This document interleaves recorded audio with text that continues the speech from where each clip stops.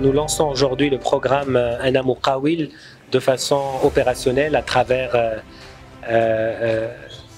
nous avons invité des centaines d'acteurs dans le domaine de la formation, dans le domaine de l'accompagnement et de la formation.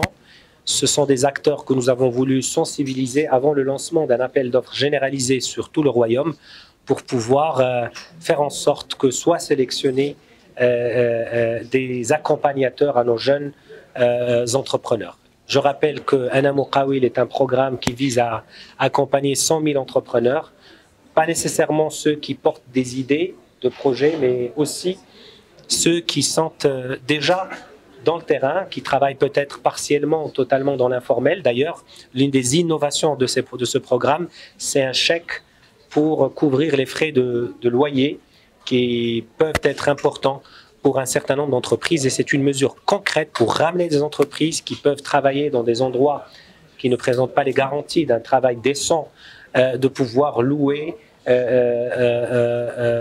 des locaux appropriés. Nous avons également un chèque conseil pour permettre à ces petits entrepreneurs et notamment les auto-entrepreneurs de pouvoir développer des stratégies commerciales dans le digital aussi, mais également de se doter d'outils qui leur permettent d'être plus agressifs sur le marché, plus structurés. Et nous avons des chèques formation pour toutes les catégories afin de les accompagner. Alors, les formations, ce ne sont pas forcément des formations pour faire du business modeling et des business plans.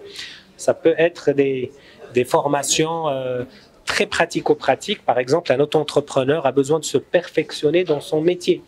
Il opère aujourd'hui, il fait des choses, mais il a besoin d'une formation complémentaire. D'ailleurs, nous faisons un travail d'intégration avec les instituts de formation professionnelle afin de délivrer des formations de qualité à cette population.